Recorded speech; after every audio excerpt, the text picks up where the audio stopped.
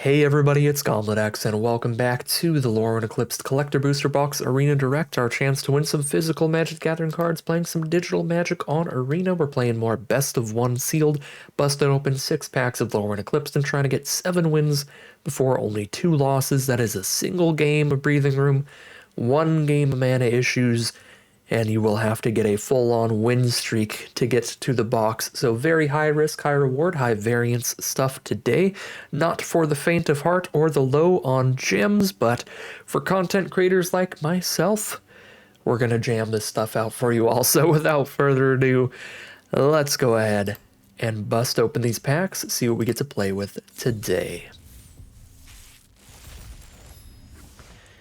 Alright, we've got the Chronicle of Victory. If we have any color pair that has a lot of creatures of the same type, that's going to be incredible.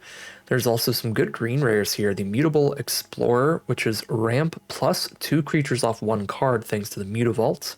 Tristan for Elves, Marilyn for Elves and Fairies, and Bitterbloom Bearer for Fairies as well. Soul Immolation's a pretty nasty red mythic, potential one-sided board wipe. You do have to blight onto one of your creatures a bunch, but then you blow up all your opponent's creatures and shoot them in the face. Yeah, Soul Immolation's a really nasty red mythic there.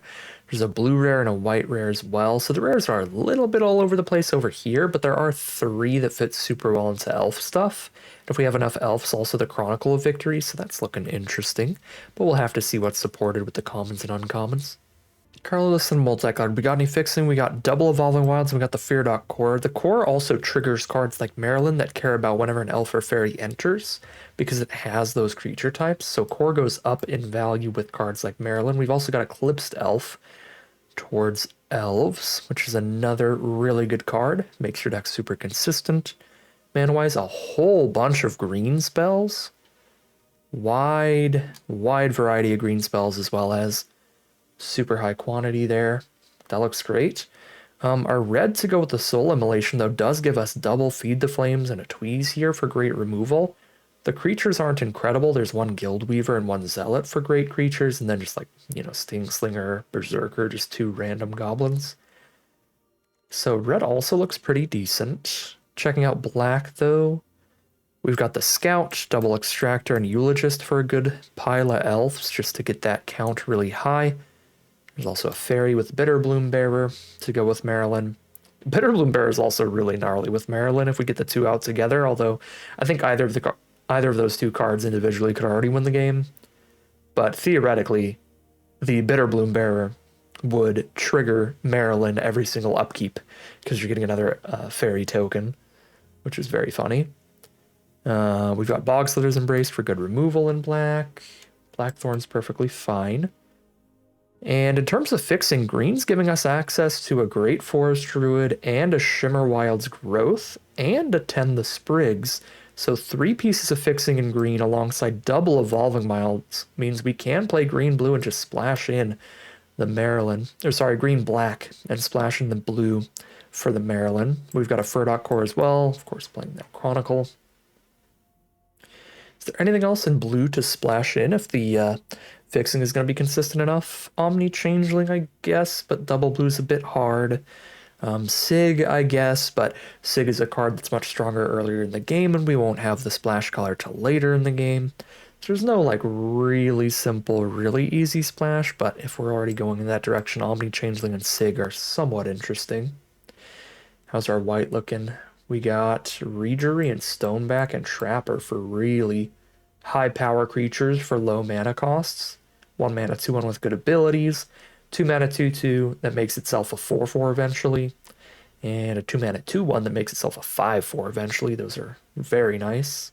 Bridget and the Festival to go wide. White honestly looks pretty good for just a go wide aggro deck.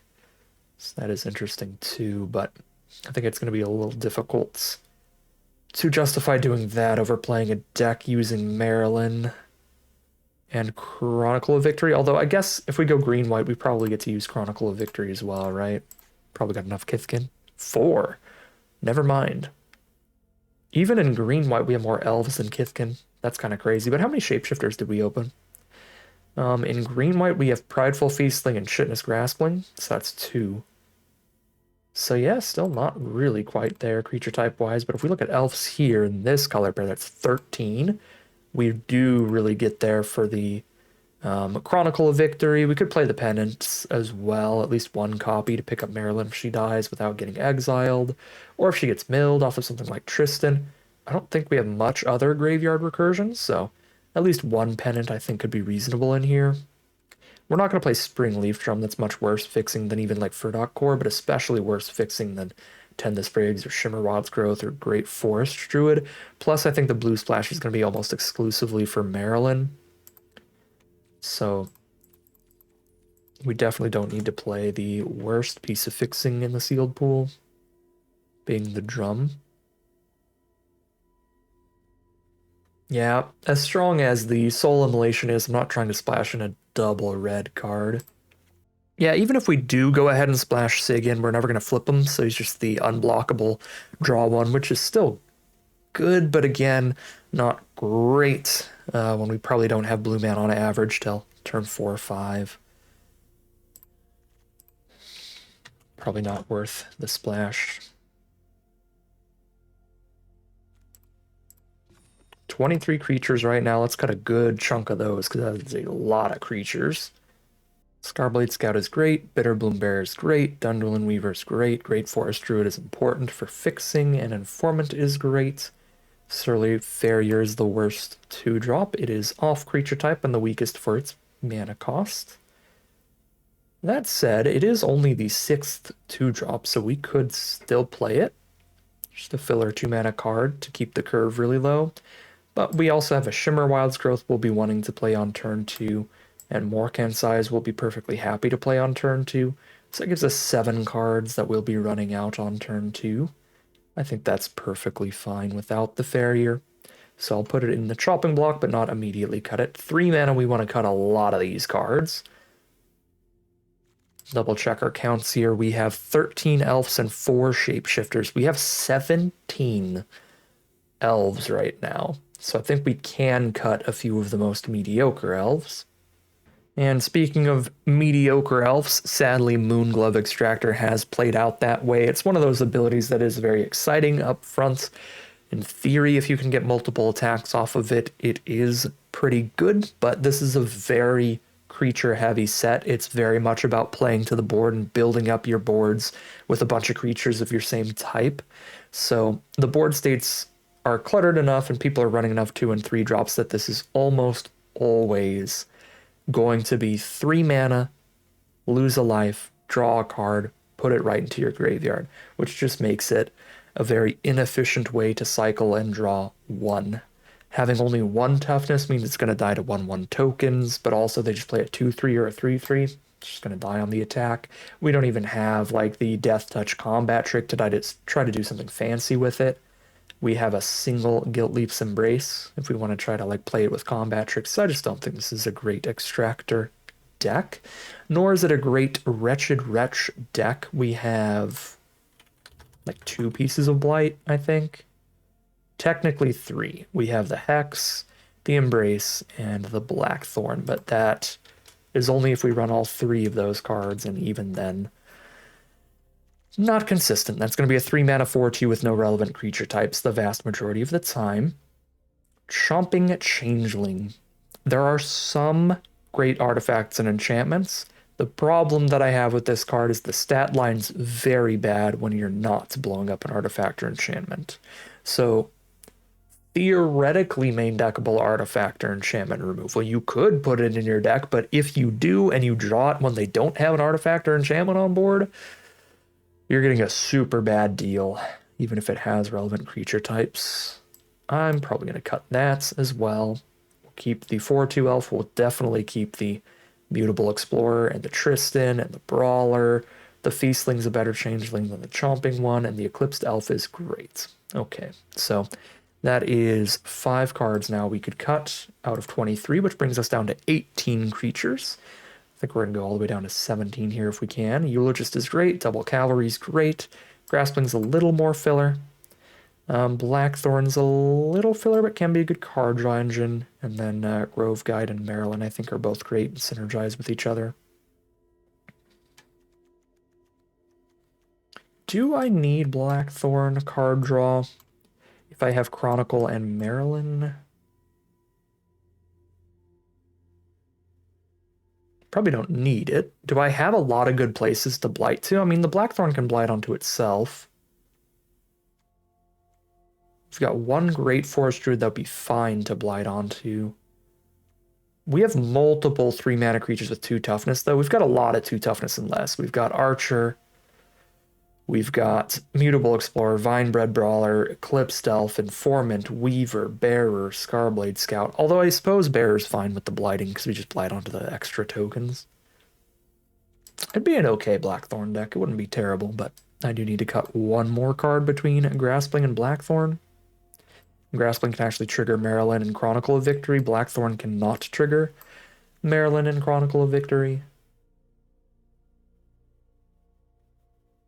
I think I'm going to go for creature types here and keep Graspling in there. All right, 6 cards to cut. Out of our non-creature stuff now. Chronicle of Victory is going to be an MVP. We definitely don't cut that. We're not going to cut any removal, so Bogslither's Embrace and Assert Perfection, and even the Reckoning Hex, I think are going to just definitely get ran. Move everything else to the side and pull back in the best cards. Morkan Size is a bomb. So we play that. This is 1, 2, 3, 4, 5, 6, 7 non-creature cards. Uh-oh. Okay, I might cut another creature, because Morkan Size also sort of plays like a 6-drop creature. 6 mana, get a bunch of 2/2s. Right, so it's a top-end creature. I could cut the 4 mana Shapeshifter for the top-end Morkan Size creature. I think that's fine. Yeah, I'll go ahead and do that, so I can run a little bit more of these, because I really think I do want the fixing, which means I want growth and core, at least. Tend the Sprigs, I think, is a little worse than these two. Shimmerwild's growth is more efficient, and the core is more synergistic with the Marilyn. Also draws a card off Chronicle of Victory if we cast a Furdock Core. And then one more card to play. We could run a one of Dawnblessed Pennant. I guess I don't have one more card to play. Actually, I'd have to cut all these to be on 40 cards exactly. But I'm thinking, do we want to main deck an Unforgiving Aim? It's enchantment removal. Probably not. We have Hex, Embrace, and Assert for main deck removal.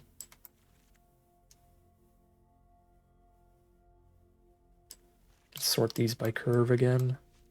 This looks pretty good to me, running it as is. We could cut a creature to put another one of these back in, because that's still 15 creatures in Morkan Size, which is a good chunk. How many elves is this if I cut another changeling? Still 11 elves and 1 changeling, still 12 of the main creature type. Another scan over our creatures here, but I imagine Prideful Feastling is the next most filler card. It sure is. So we could cut like a Prideful Feastling to run Dawnblessed Pennant. We have one piece of Graveyard Recursion in the deck no matter what, because we're playing the Weaver. But I really wouldn't mind another. Tristan's going to self-mill us. Scarblade Scout's going to self-mill us. The Pennant can pick up any of our best cards if they get milled. The Marilyn, as well as the Bitterbloom Bearer, as well as an Eclipsed Elf, as well as a Tristan. We just have to name the right type. Based on what's in our grave, we'll just play and reanimate the card immediately, or pick up the card immediately. I kind of want to play a Pennant in here over the rest of this stuff. And then this is the deck. It's also really good with the Morkan Size, because this cares about the creature types, doesn't care about specifically bringing back a creature. So it can bring back a Kindred enchantment like Morkan Size. The really gross combos, if you have the Kindred Sorcery, it can bring the Kindred Sorcery back and you can loop it, because the Elf Sorcery rare, the command, lets you pick up 2 permanents from your grave and then destroy a creature. So you like destroy their best creature and then pick up your Pennant and another card. That way next turn the Pennant just picks up the Sorcery again. You do it all over again. It's pretty gnarly. We did that in one of our drafts. Unfortunately, we don't have the command here, but I think the pennant is still going to be worth it with a little bit of self-mill and surveil stuff going on, and some pretty individually powerful cards in here that could also end up in our grave pretty easily, particularly like Bitter Bloombearer could just die naturally. But then with our self-mill, other stuff could get milled. All right. Nice Marilyn Sultai deck here. I want to double check and make sure we do want to run 2 islands in here for the single blue card in the entire deck. I feel like we probably don't. We want our 2 colors to be as consistent as possible. And even if we run a single island off of the mana base alone, just the lands will have 3 ways to pull out that blue mana. So I'm going to cut down to just 1 island. So it'll be 2 Evolving Wilds and an island. The flaw with being at only a single island here is that we could end up milling our 1 island and then the Evolving Wilds can't grab it. But in that case, we still have 3 other blue sources. We have Great Forest Druid and Shimmer Wilds Growth and Fear Core. So we have 6 blue sources if we don't mill any of them. And then even if we end up milling the island, we have 3 sources. So I think we're good to go down to 1 island here. We have 15 green cards and 8 black, so we go 8-6 split in green's favor. We do still have a double black card we want to play relatively early, so I'm not going to go any farther in green's favor than that. But yeah, this is looking pretty good here. We'll call it a deck there, hop into the gameplay, and see how far this one can take us. Here we are on the play for game number 1.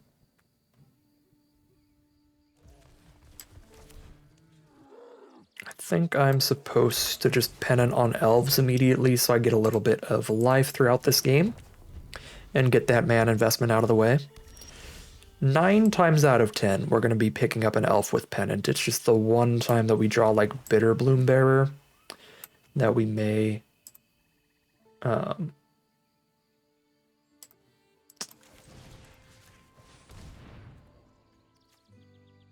additional mana of the chosen color, so we need black. Okay. The one time out of 10 that we actually draw the double black fairy, we might name fairies on it, basically.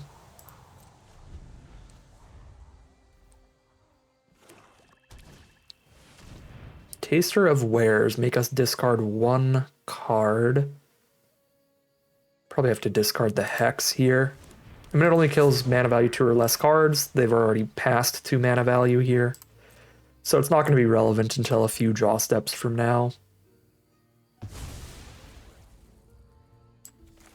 Oh, it does mean they can play it off the Taster. That's kind of gnarly. Maybe I had to discard the 4/4.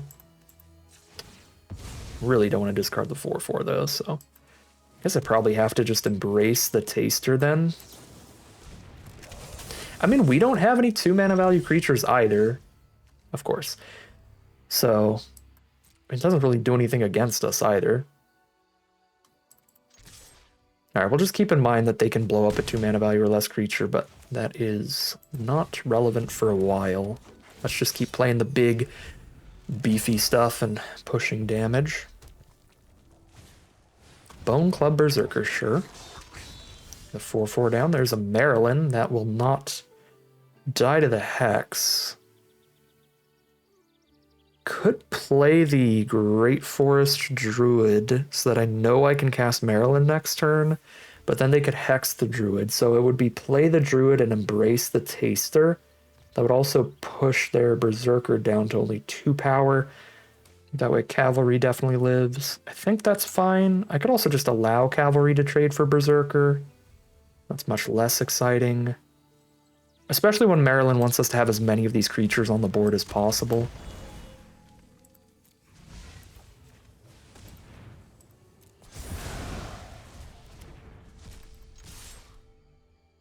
We can trade into the Archer, though. I still think Archer is expendable enough, even with the Marilyn coming up to trade off. With only 2 toughness, it often ends up trading down into like a 2/2 or something, so if I can take this opportunity to trade up into a Bone Club Berserker instead of just some 2/2 Goblin, that would be great. Okay. Oh, that's lucky. Okay. That could have been really bad, but luckily the Grub's Command Sees no goblins in the top 5, so it's just 5 mana destroy a creature there. Alright, there's Marilyn. If they blow up Marilyn, if they don't exile her, we've got the Pennant, but there is an exile removal spell in red at common. There's Hovel Hurler. Okay. I mean, since they didn't exile her, I think I'm supposed to just pressure them as fast as I can by triggering her again right now. Which will mean if they do kill her from this point on, she'll be dead, but they're down to 8 facing a cavalry now.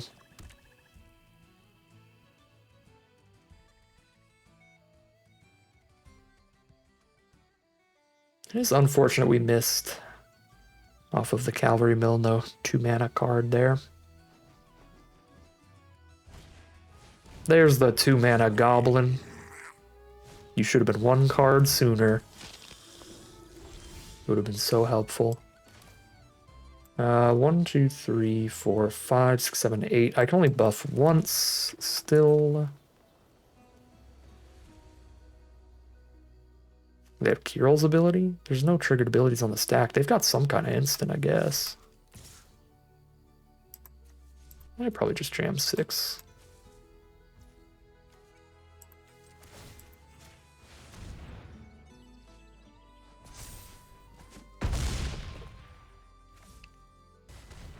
Unbury, picking up a couple elementals.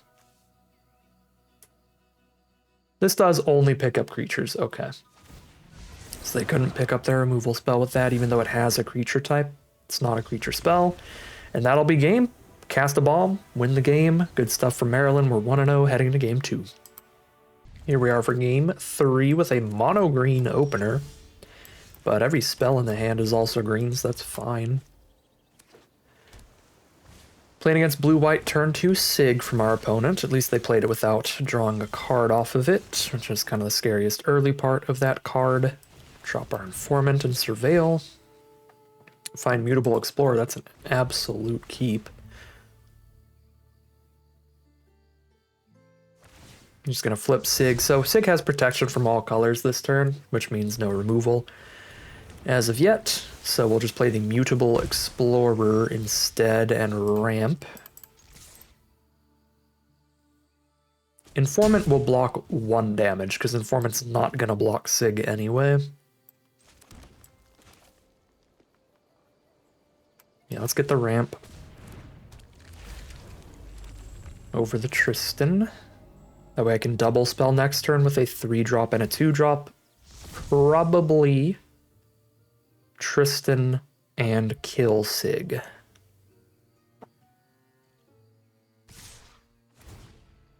Since Sig is starting to draw them cards.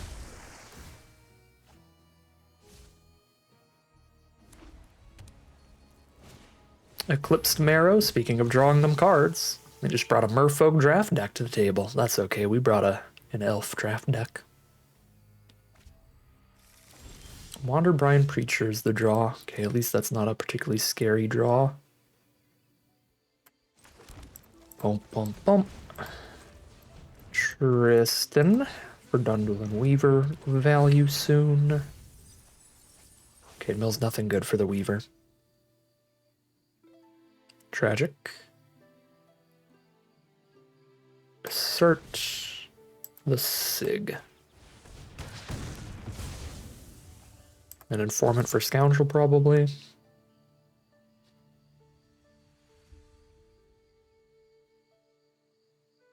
Maybe for the Marrow. I'd be surprised if they don't trade, but maybe they have a Lord coming up or something. No trade. They're down to 13.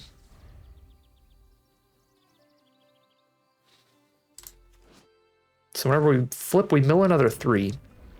Then we can exile an elf to make them lose 2.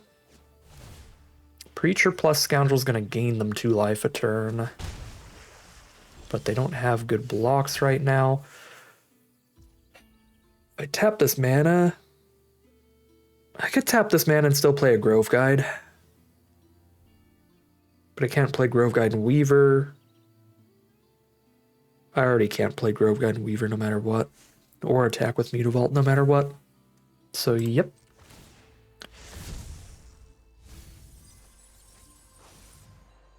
Is it worth exiling the Cavalry over Weavering it back? I think it is.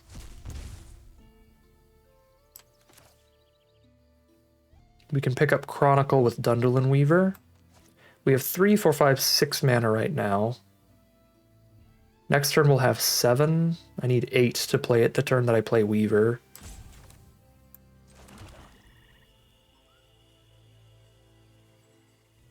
I think I'm just on Grove Guide this turn, awkwardly.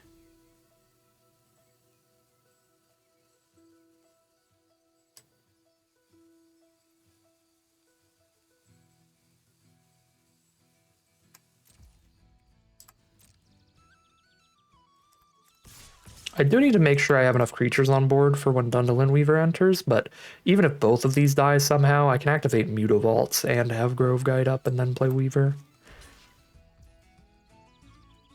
Okay, they're going to get rid of the Scoundrel Preacher combo, and we're going to jam 3 in. Oh, or not. Are they going to combat trick here? Okay, they're going to destroy Tristan, but we are going to get rid of the Scoundrel plus Preacher combo. Surveil 1. Shimmer Wild's Growth is not a good draw. Plop down a Grove Guide. Next turn we'll animate Mutavaults and Weaver. Technically, I don't even need to animate Mutavault if they don't kill another creature. The Weaver is the 3rd creature when it enters, if you have 2 others on the board. But if they kill one of these creatures, then we'll animate Mutavault first.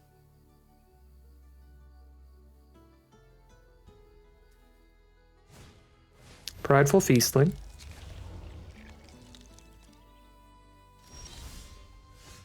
Okay, Dawn-Blessed Pennant is the draw. That's another good one. Alright, I won't be able to afford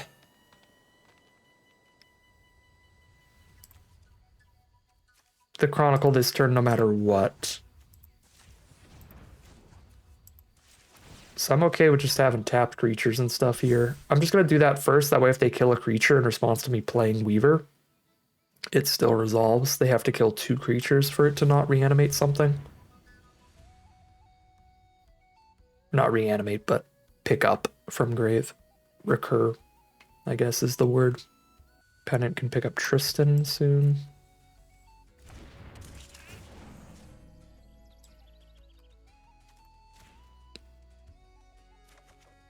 One, two, three, four, five, six. I have exactly enough to just play Chronicle next turn. I've got 1 mana from Mutavaults. So there's a 1 mana Elf Engrave, which there isn't.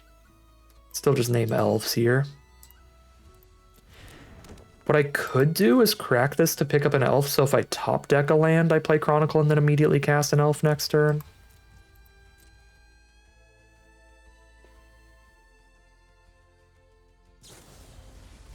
Run away together. Marrow and Grove Guide. That is solid value for them. They're going to draw another card here. Sure. And they're going to have better attacks.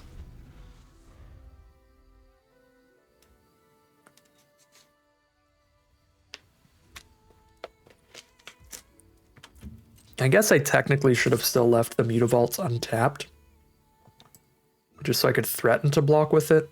Not that I would want to here, because it will be an Elf with Chronicle. So it'll be a 4/4 first strike soon.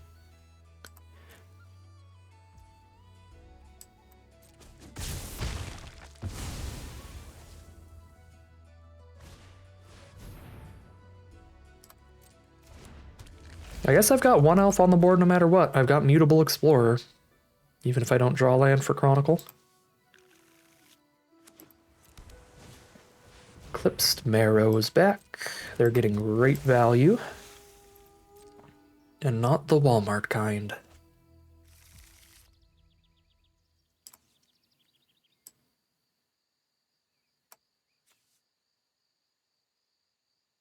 I have to mill 3 every time this enters or transforms. I could see milling way too much off that. I might just pick up Informant. That way if I top deck a land, it is Chronicle Informant here. but could also just hold on to the pennant. I'm under a good amount of pressure here at 12 against 3 creatures. I mean, if I top deck a land, I still have Chronicle and to have an untapped Mutavault on blocks. I'm going to hold on to Pennant on that thought.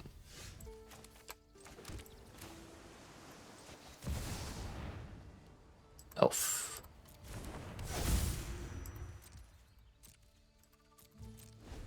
So we got a 4/4 first strike up on blocks, and then we also have Pennant mana to pick somebody else up instead if we want.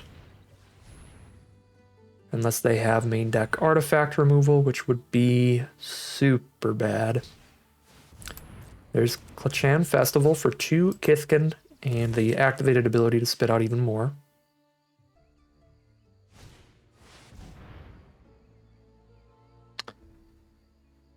Okay, that's disgusting.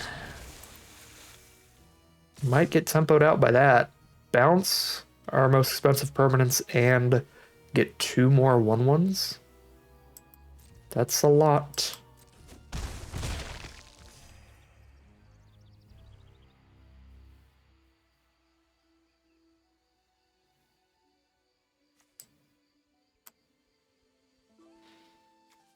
The life gain could be relevant here, but if I don't crack it, I don't have a creature to cast.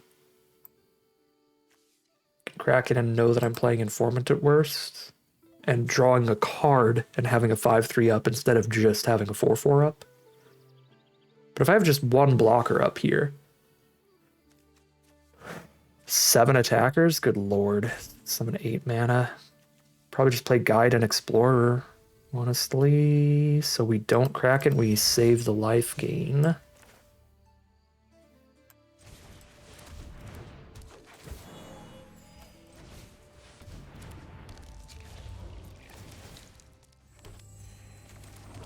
Next turn, I will finally have a bunch of mana and a bunch of blockers because double Mutavaults.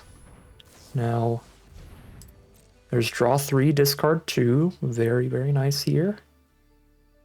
Dig for some threats. I mean, Tristan does gain life when we play him. Well, we're down to 18 cards now. We mill 3 immediately. I'm actually going to be at 17 cards because we have to crack this Evolving Wilds.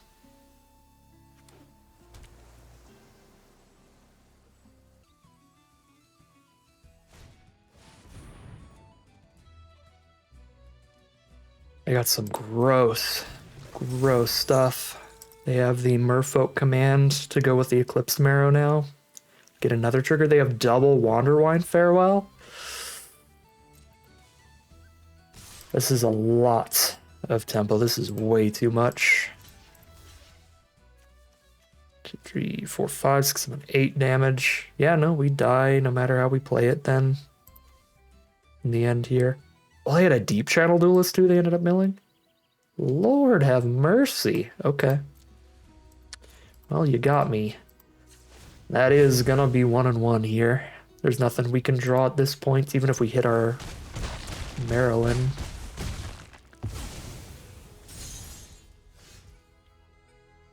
Okay, well. No, because they have 2 Wanderwine Farewells. Wow. If they didn't have another Wanderwine Farewell, this would get there, but Wanderwine Farewell's really good against Morkan size. Because it's just going to permanently kill 2 of these, but I am going to gain 5 life, so I might not be, like, dead. In one shot. I don't think I can win, though. I mean, I can Pennant back the eyes if I live. I don't see how I live through this Farewell, though. Kill 2 of our creatures, get 2 more Merfolk. Wanderwine Farewell's just been super good in this matchup. Bouncing the 6-drop Chronicle and our 5-drop Grove Guide. And then now bouncing 2 tokens is brutal. Their draws have just lined up very, very well here against what we're doing.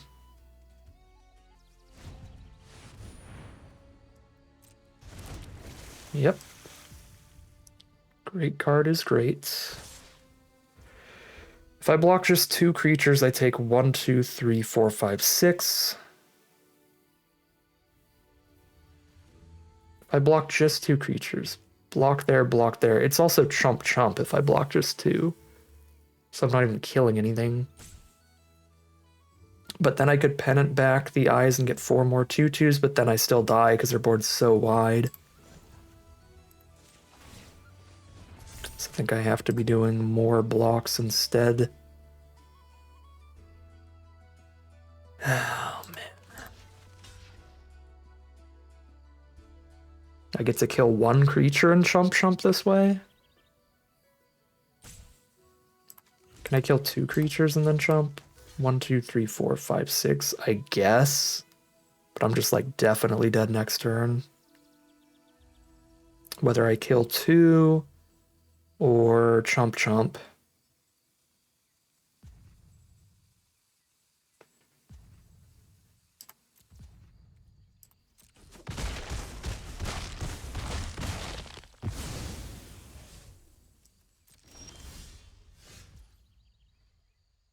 One life. I can be at 3 off of the hex.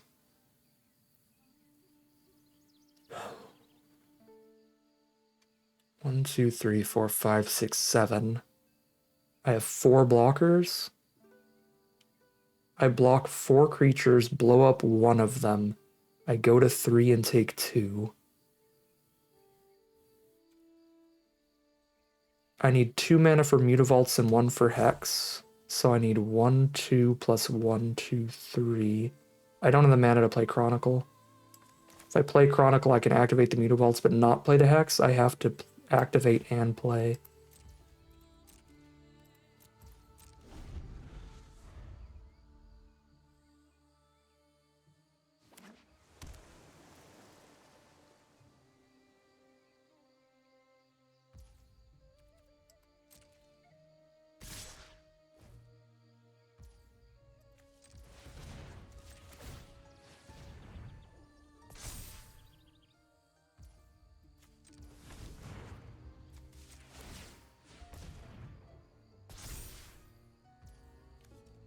This can only kill a token.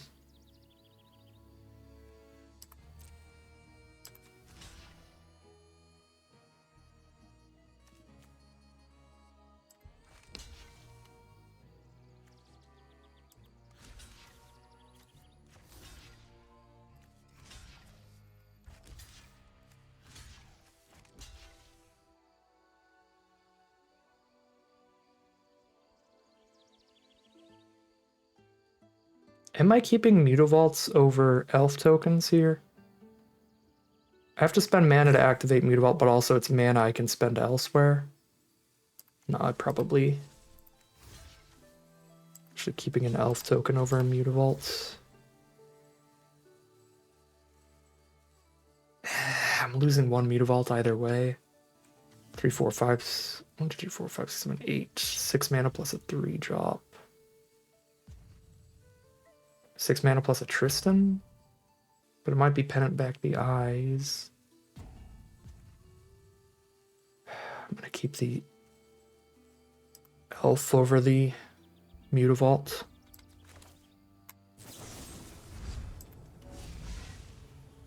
In the end, it probably doesn't even matter. Because they could just activate Festival. Like every turn here.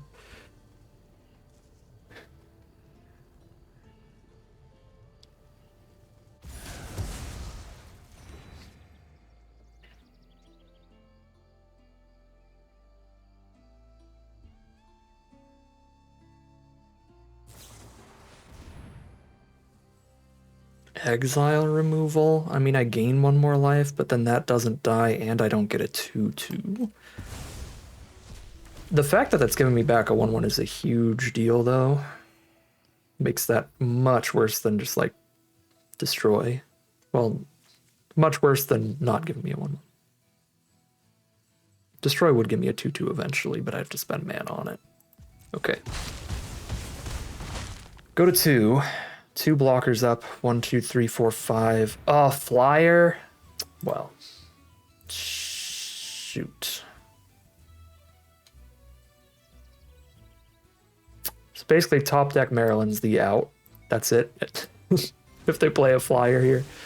Because Chronicle doesn't give reach or flying or anything. So I just have to top deck Maryland now, and that's the only shot.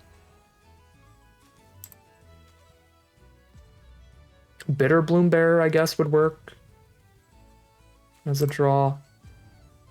If I pennant back the eyes, that's 8 mana to play in crack, so I wouldn't even do it now. 4, 5, 6, 7, 8. Yeah, if I pennant back the eyes, I would then play it and not crack it because I would die to Shore Lurker. Oh wait, no, I wouldn't gain life because pennant wouldn't be on board anymore. So yeah, I just get a bunch of 2/2s and be at 2 and die to the flying. So I don't pennant back Tristan, but that doesn't work either. Yeah, I'm just gonna pass because I just have to draw. I have to draw Maryland or I lose, so it doesn't matter if the pennant's cracked or not.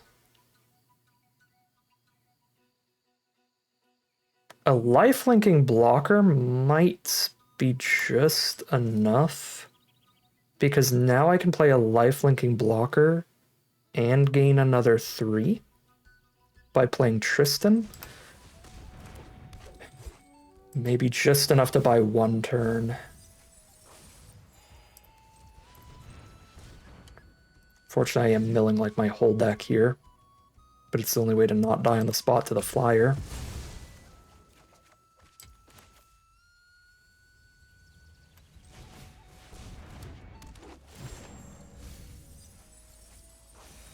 Maryland's still in there, and we are not dead on board now.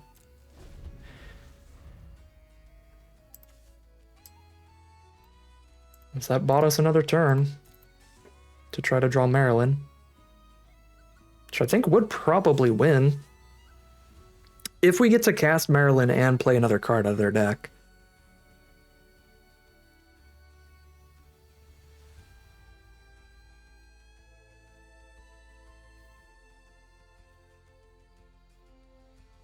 I mean, now I get to Chronicle and have a 4-power lifelinker, which is pretty big. So I guess there's other draws I could hit where we might not even need Maryland if I draw something else. I certainly can't just top deck a land here, but there's probably other outs than Maryland. And maybe not quite, because we do have to double trump right now. Or lose the lifelinker. Yeah.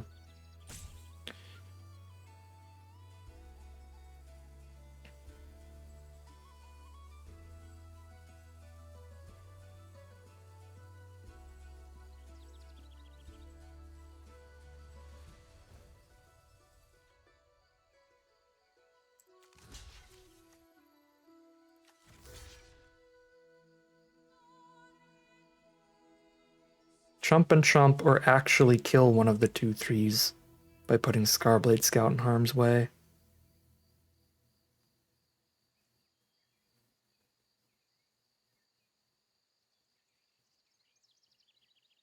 If I do this, I die. But if I do this, I survive at 2 life and get to keep that 2/2 for another turn. But then I'm dead to Shore Lurker next turn. If I instead do this and chump there, I take 3 down to 2, but I'm going to be at 4 for flying, but then I only have less ground blockers.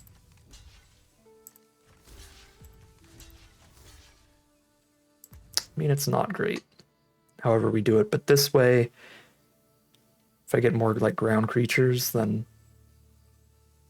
I still don't just die in the sky.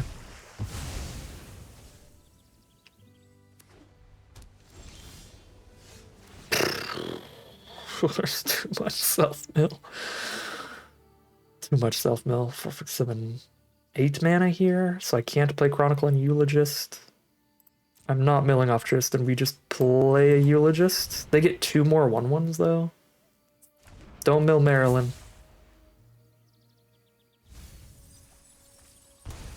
My god, am I like on like all spells? Just milled 3 great cards. Maryland's hiding in the bottom 5 cards. This game has grinded on long enough. We've managed to be alive long enough that Maryland at any point would have won. I guess if Maryland was pre-crib swap, maybe not. But anytime post-crib swap.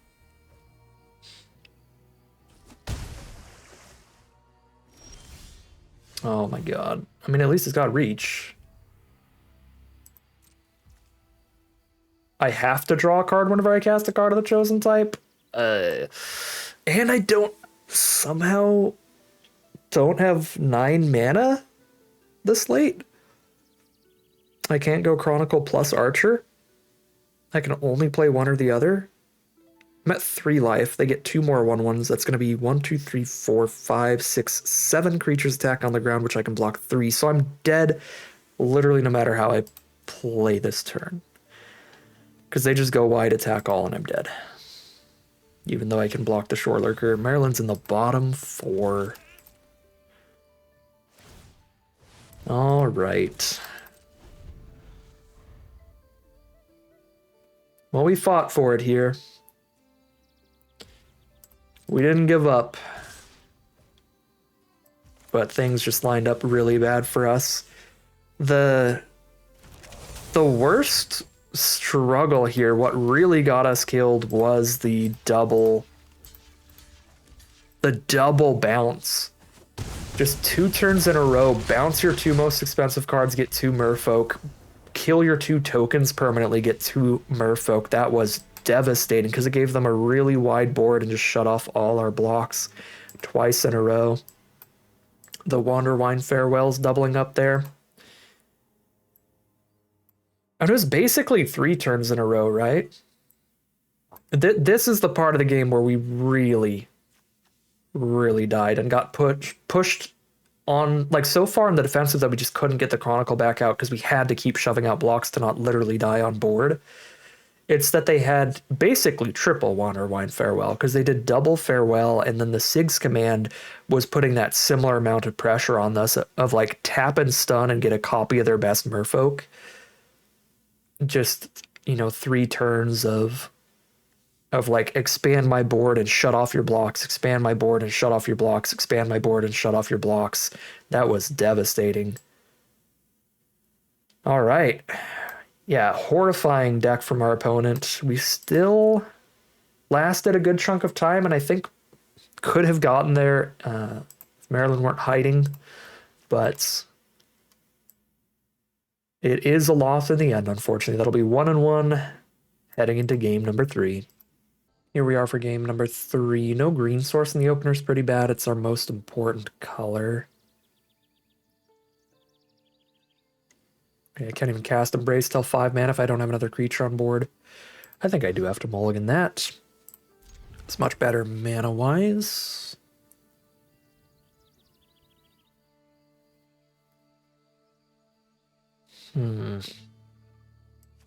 Just get rid of growth and just play lands each turn naturally. I think that's fine.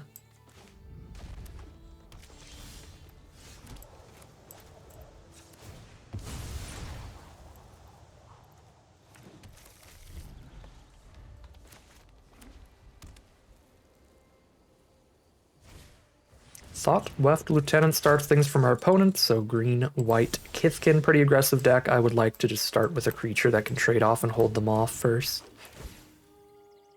I do like having Elves in grave, but Tristan's also a very good 3-mana card to cast next turn, so I'm not going to surveil him into the grave.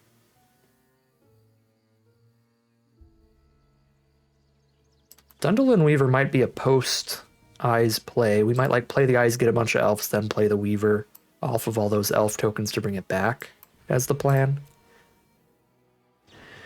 Normally in your early hands when you have well, that was a gross rare to have there.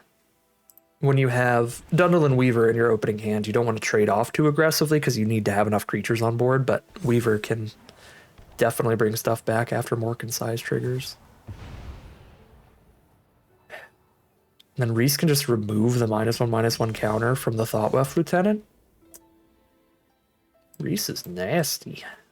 Alright. Here's Tristan. There's Marilyn. Oh, Marilyn.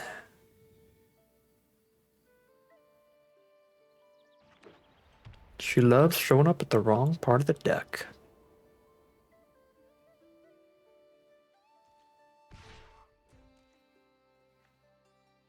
+2/+2 trick or something? Sure. Trade into a trick here. Soak up all their mana, they don't play any creatures this turn. We've got Mark Size coming up, so we're more than happy to have Elves and Grave. Yep, so instead of playing more creatures, they just give that +2/+0. We play the Explorer and the Evolving Wilds, I think. And then 2 turns from now, I can crack the eyes.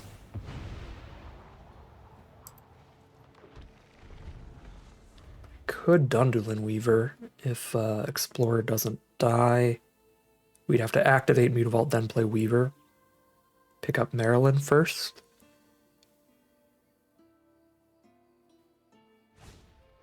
Mist Meadow Council, 4/3, draw a card, buff somebody with Lieutenant. So hit us for 6, we go to 16.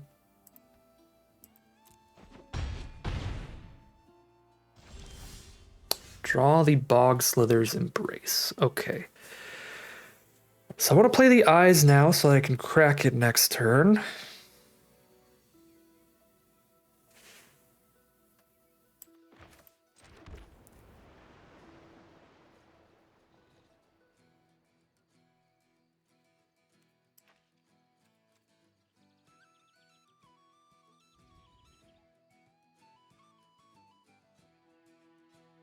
Am I just saving Weaver to crack eyes again? Because I could Mutavault to play Weaver and pick up Marilyn instead. But a double crack of eyes might actually be better.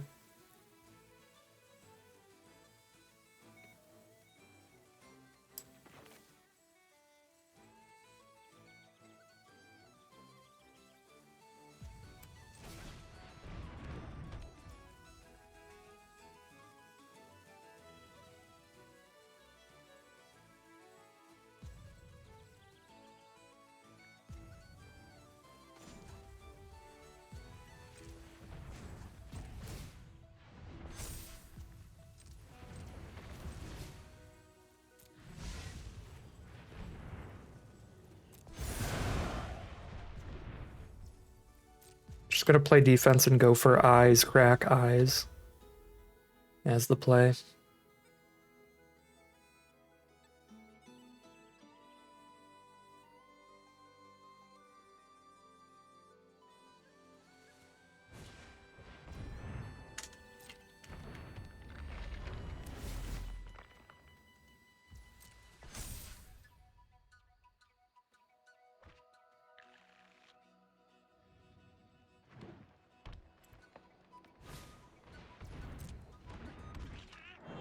Guilt Leaf's Embrace is their only option, but that's still pretty good.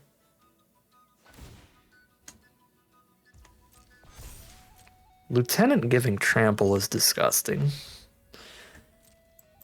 And we still chump because we're turning this into a 2/2. But that Trample is gnarly. Another elf. Okay, speaking of disgusting, here's 7 2/2s.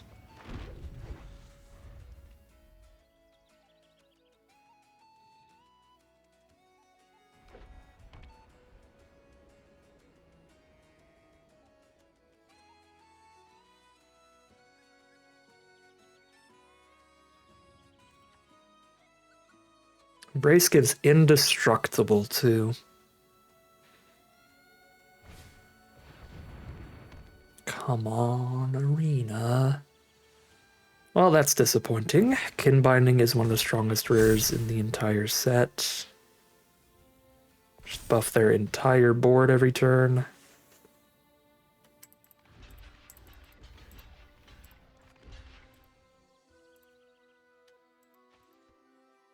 Hello? Okay, what is happening? There we go.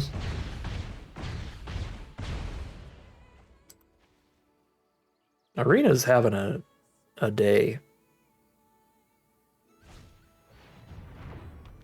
Oh, wow. The flyer to go with the kin binding and the embrace to just kill us in the sky.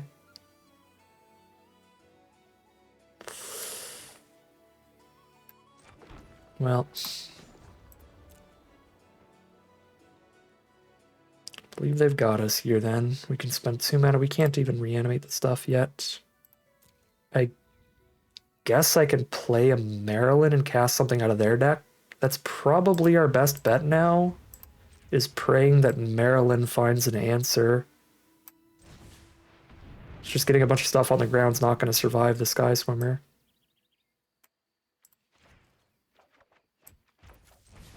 So we need Marilyn to find something. Bark of Doran. What is this doing in there?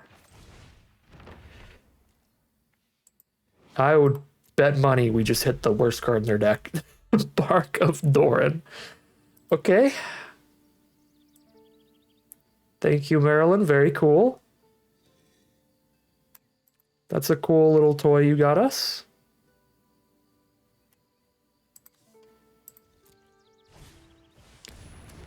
Double Dundulan Weaver. Gross. That'll be a double. This will be a triple kin binding trigger this turn. Their whole board has +3/+3. Yeah.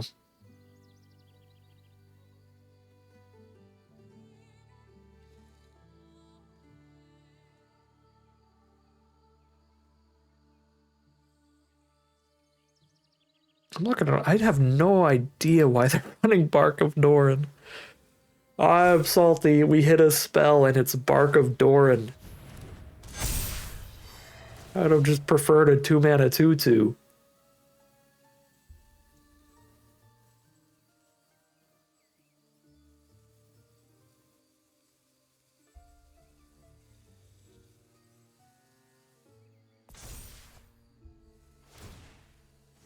We're so dead.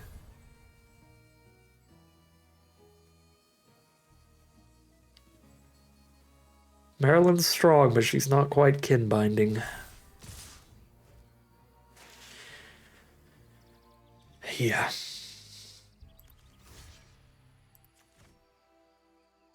And that's dead on board. That's 16 trample damage with 3 other attackers coming in. So even if I chump,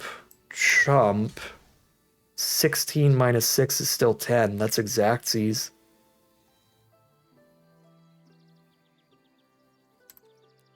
Well, that is how the cards fall today. Do not think there was much we could do here. Marilyn was unfortunately hiding in the bottom of our deck in that first loss where they tempoed us out really hard with the double bounce. And then this loss, we just got kin binding real bad.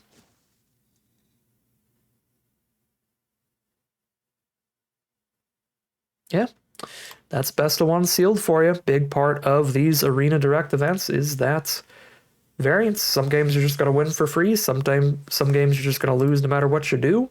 And that's going to be a 1-2 run for this. I think this was the right build, the right colors for sure, to be able to play the Marilyn. We also have a really high elf count in the sealed pool, so we got to show off how immensely powerful Morkan size is as well, to where that's almost even like another bomb rare by playing this color pair. Never got to try out the Bitterbloom Bear, but I think it probably would have been pretty solid in different positions. And unfortunately, Chronicle of Victory was a bit of an underperformer here, but that's just because the one time we drew it, our opponent had a deck that was actually just really well positioned against it.